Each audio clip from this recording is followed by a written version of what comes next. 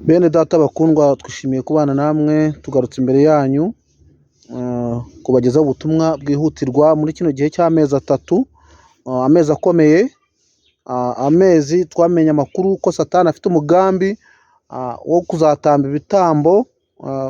Abantu baranabizi cyane, barabimenyereye. Iyo umwaka ugiye gushira, hari imigambi Satani ashyira mu bikorwa, na cyane cyane ko hari abantu baba baramusezeranyije ibitambo by'amaraso kubw'ubutunzi bwabo cyangwa ubuzima bwabo, bagatamba bagenzi babo kuko bakeneye kongera kuvugurura amasezerano n'umwanzi. Nk'uko bisanzwe rero, ntabwo twaza imbere yanyu tudafite ibyanditswe byera, ariko hamwe n'izi ntambara turwana nazo, Yesu hari icyo yadusabiye. Turashimira umwami wagiye kuva mu isi agafata umwanzuro wo kudusabira, kuko yari azi neza ko tuzahura n'ibi nabyo. Ndi buvuge ku bintu bikurikira. Ikintu cya mbere ni abantu batwara imodoka, cyane cyane zino modoka zitwara abana. Ndi buvuge ku bantu batwara amapikipiki ndetse abagenda n'amaguru n'amagare. Ndi buvuge kandi ku bantu bakoresha ingendo z'indege, ndetse ngaruke no ku bantu bakora ingendo zo mu nzira yo mu mazi, ubwo ni abagenda mu bwato. Ibi ni ibitero Satani rero ahagurukije mu kuzarwanya abantu, mu gukoresha za gisida nk'uko yamenyereye. Ngira ngo wamaze iminsi mu kureba ku mbuga nkoranyambaga, hari ubwato bwarohamye mu Kivu buhitana abantu benshi. Biriya bintu ntabwo byabaho Satani atabigizemo uruhare. Ndi bunababwire kandi umuti twakoresha mu rwego rwo guhangana na Satani. Yakobo we yarabyanditse mu butumwa bwe mu gice cya 4 umurongo wa 7, avuga ngo nuko rero mugandukira Imana, ariko murwanye Satani nawe azabahunga. Mwegere Imana nayo izabegera. Ati yemwe banyabyaha nimukarabe, namwe ab'imitima ibiri nimwiyeze imitima. Tuje kubwira abantu rero ngo begere Imana nayo izabegera, kandi tuje mu mwanya wo kurwanya Satani. Twaje kumenya amakuru ko Satani ahunga iyo umurwanyije. Ibitero byose yateguye rero n'ibyagambiriye kuri twebwe, tugomba kubikubita no kubitsinda mu izina rya Yesu. Ariko se tutari twavuga kuri ibi bitero Satani avuga, reka tubanze tubasomere amagambo ari mu butumwa bwiza bwa Yohana igice cya 17 umurongo wa 12 tugeze ku wa 19, aho Yesu asa n'uwatanze umurage imbere y'Imana, aho Yesu asa n'uwadusengeye, azi ko namara kuva mu isi hari ibintu bizataka itorero, bikataka abana b'Imana. Yaravuze ngo nkiri kumwe nabo nabarindiraga mu izina ryawe wampaye, narabarinze, muri bo nta muntu wabuze ngo arimbuke keretse umwana wo kurimbuka, ngo ibyanditswe bisohore. Ariko none ndaza kuri wowe, kandi ibyo mbivuze nkiri mu isi, ngo bizere umunezero wanjye wuzure muri bo. Nabahaye ijambo ryawe, kandi ab'isi barabanga, kuko atari ab'isi nk'uko nanjye ntari uw'isi. Sinsaba ko bakura mu isi, ahubwo ubarinde umubi. Si ab'isi nk'uko nanjye ntari uw'isi. Ubereshe ukuri, ijambo ryawe niko kuri. Uko wantumye mu isi, nanjye niko mbatumye mu isi. Kandi nanjye niyeza ku bwabo ngo babe bereshejwe ukuri. Imana ishimwe. Yesu yaravuze ngo aba bantu nacunguye, abanyizeye ntabwo ari ab'isi. Niyo mpamvu isi twanga, niyo mpamvu isi igambiriye guteza biriya byorezo. Nahoze ndeba itangazo ry'ijwi rya Amerika, ryashyizweho n'ijwi rya Amerika, ryatangajwe n'ikigo gikora imiti cyo muri Amerika, aho kivuga ko cyakoze umuti wo kuzohereza kigaha abanyarwanda kandi ku buntu, ariko kikanemeza ko uwo muti nta hantu wigeze ukoreshwa. Muri make ari bo bagiye kuwugeragerezwaho. Ibi ni imigambi Satani afite, mu bintu Satani yapanze kwicisha abantu n'ibyorezo n'indwara nabyo birimo. Ariko Yakobo yavuze ngo murwanye Satani nawe azabahunga. Yesu rero avuga ati, abwira Imana ati nkiri mu isi narabarinze nkabarinda mu izina ryawe.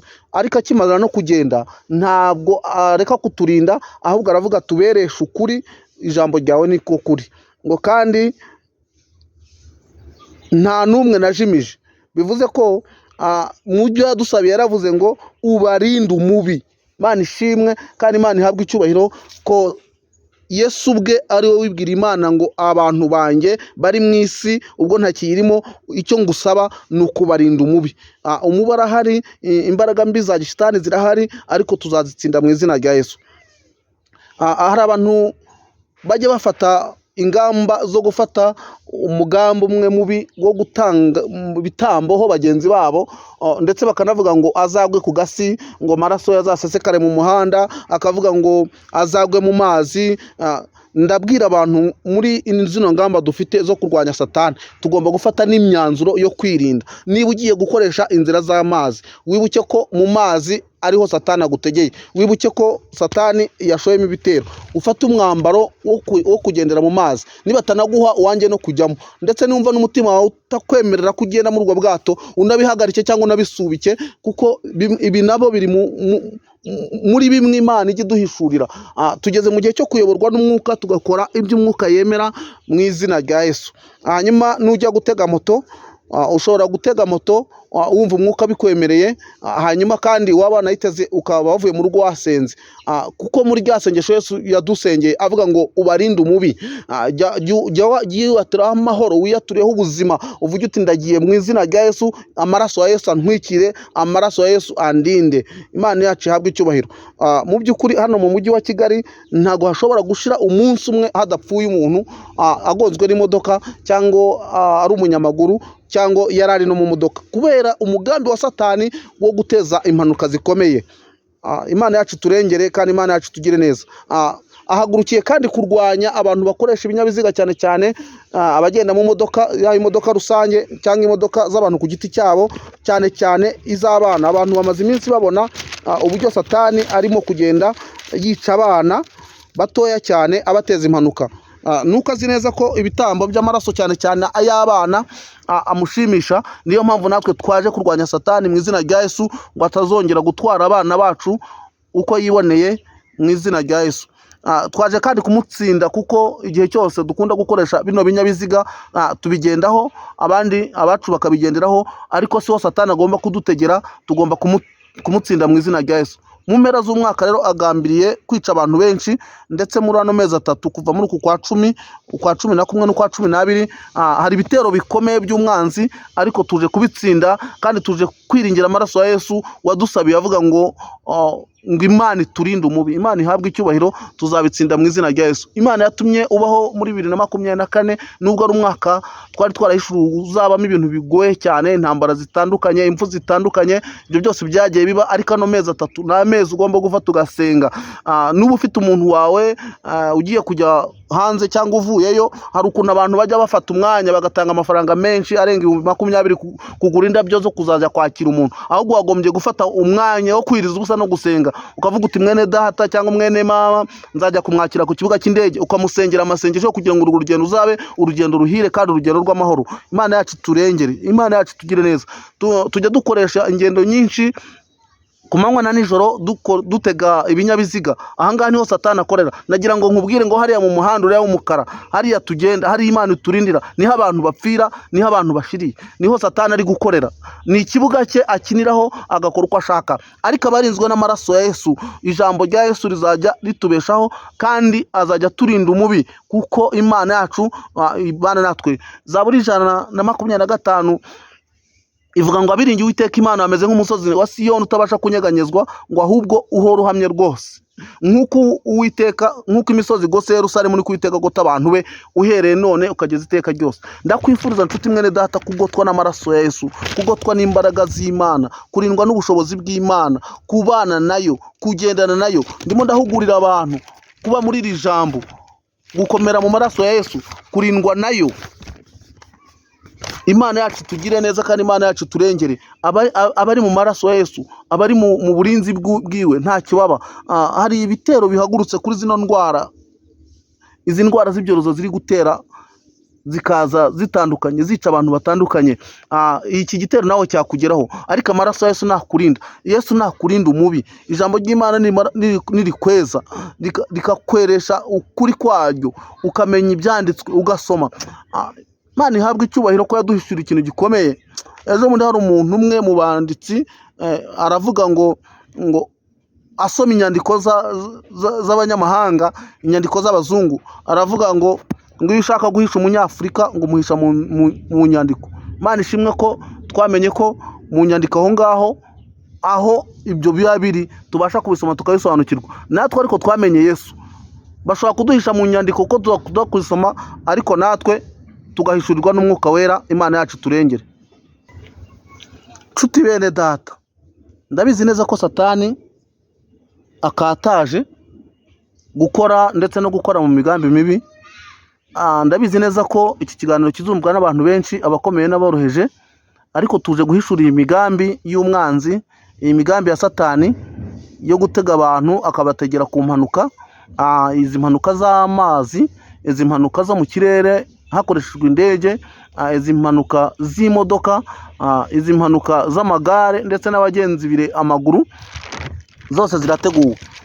Natwe twagombye kugira ubwenge. Hanyuma icyo nagiraho inama ku bantu bakoresha ibinyabiziga, bagombye kwirinda gutwara basinze, bakagomba kandi kwirinda gukoresha umuvuduko ukabije, kandi bakagira amakenga. Hanyuma umunyarwanda yaravuze ngo inyamaswa idakenga yishwe n'umututizi. Ikindi kigaragara ku batwara ibinyabiziga nakunze kubona jewe, abantu, buri muntu wese yumva afite kwiyemera no kwishyira hejuru. Iyo uciye ku muntu anyonga igare ufite imodoka, wumva ko ari inkorabusa ndetse ukaba wanamusuzugura, ukumva kumuhutaza nta kintu bivuze. Ariko ndashaka kubwira ko buriya n'ubugingo buzima, uriya ni umuntu uhumeka. Iyo modoka ugenderamo nawe ejo yayigenderamo.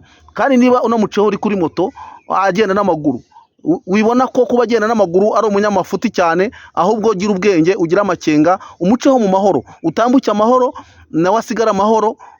Kiriya ni ikiremwa cy'Imana, nawe ni ubugingo buzima. Mu bitero Satani atera nawe yagutera. Hanyuma kandi niba ukoresha indege, ntukubone uciye hejuru y'ibihugu ngo uze wururuke bakuzana indabo, wumve ko ari ibintu birenze kandi uhejeje abandi. Ahubwo ndashaka kubwira ko hariya naho ari mu rupfu, hariya naho Satani arahakorera. Ahubwo shima Imana, uvuge ngo Mana ushimwe kandi uhabwe icyubahiro ko wandinze ukangeza n'amahoro. Iyo urebye muri ino minsi usanga abantu badamaraye, barimo barinezeza, bari gukora ubusambanyi, barimo barajya mu mahoteli, mu marogi no gukora ibikorwa bindi biteye isoni. Abantu bariyandarika, barakora ibikorwa by'ubwambarabusa. Muri make ugasanga abantu wari uzi ko basobanutse, bafite ubwenge, ugasanga nta bumenyi bafite. Aba nibo baduteje akaga. Satani ndakubwira ko atabura kukugeraho, nawe ntiyagutinya, nawe yaguhemba urupfu. Turabwira abantu rero ko bagira umwete, bakirinda, bakarwana. Yakobo yatubwiye ati mwirinde. Tugomba kwirinda, tugomba kurwanya Satani agahunga. Izi mbaraga zihagurutse za Satani buriya nta isoni agira. Niyo waba waramukoreye cyangwa niyo waba uri umukozi we, ntagira isoni zo kukwandagaza. Ariko ndakubwira ngo uko turwana nawe niko tumutsinda, uko twiyegera Imana niko twegera. Muri bino bihe bikaze rero, muri ano mezi 3, ndakubwira ngo egera Imana, ufate ibihe byo kwiriza ubusa no gusenga, ufate ibihe byo kuba maso, usenge 3 ku munsi cyangwa kanarenga, ufate ibihe aho uri hose, wumve ko ugomba kugira amakenga. Turakubita hasi izi mbaraga rero zihagurutse kuzana ibyorezo, ndetse no guteza abantu indwara zitandukanye, no kwigarura ubuzima bwa muntu, ndetse no gukoresha uburozi. Ikindi, Satani afite umugambi wo kuzakoresha amarozi akomeye cyane. Abo muturanye, abo musengana, abo mukorana, abo ngabo niba agiye guhagurukiramo kugira ngo ukoreshe aya marozi. Wavuga ngo azabukoresha gute? Satani ashobora kukurogera muri aya mazi asanzwe wiguriye, akayateramo urushinge akoresheje umukozi we. Ashobora kukurogera muri voka, iyi voka uvuga ngo nta kibazo, ndetse ashobora kukurogera no mu muneke no mu bindi. Ndabwira abantu, igihe cyose ugiye gufata amafunguro, ufata amafunguro wizeye. Igihe cyose ugiye gufata icyo kunywa, ugifate wumva ukizeye, ndetse ntiwizere na mugenzi wawe cyangwa umwiringiro wo muri kumwe, kuko yaba umukozi wa Satani. Ku bantu bamaze iminsi bareba ku mbuga nkoranyambaga, twabonye umugore wari uvuye gusenga bamutega inzoka yirenze ahita apfa. Bigaragara ko izi mbaraga zirahari. Uzazumva, uzanazibona iwawe. Ushobora kuzabona amapusi avuga cyangwa ahuma cyangwa apfuna, ukayabona iwawe. Aya nayo bayagutega, ndetse akaba yakumerera nabi. Ndetse ugomba gutokesha igihe cyose wumvishe izi mbaraga. Abantu bamenyereye guhabwa uburozi bwo mu kanwa, ariko sibwo Satani azakoresha. ahubwo satani azakoresha izindi mbaraga, akoresha n'amayeri, kuko agira amayeri menshi mu kukurwanya no mu kugutera. Tugiye gufata akanya ko gusenga, ariko dukubita hasi ibyorezo, dukubita hasi izi ndwara, tunaniza imbaraga z'abadayimoni zihagurutse ku miryango yacu, ku gihugu cyacu, ku bavandimwe no ku nshuti, mu izina rya Yesu. Data wa twese turagushimye kuri Imana ikiranuka, uri Imana ishobora byose, urera urakomeye, niwo ubasha kugira neza kandi no gutabara abantu bagutegereje bose, ubasha gutsinda no kunesha, urashoboye, nta kintu kikunanira. Dukubitiriza imbaraga zihagurutse kandi ugumye kuturinda umubi watera igihugu, umubi watera ingo zacu, umubi watera aho dukorera, umubi watera mu itorero aho dusengera. Izi mbaraga zose turazikubita hasi tuzinaniza. Ubuntu bwawe n'amahoro nibwo twiringiye ubushobozi n'ubutware ugira n'imbaraga zawe. Tuneshereze kandi ube mu ruhande rwacu, natwe turi mu ruhande rwawe, turakwiringiye. Icyubahiro n'ikibi cyawe mu izina rya Yesu, amen.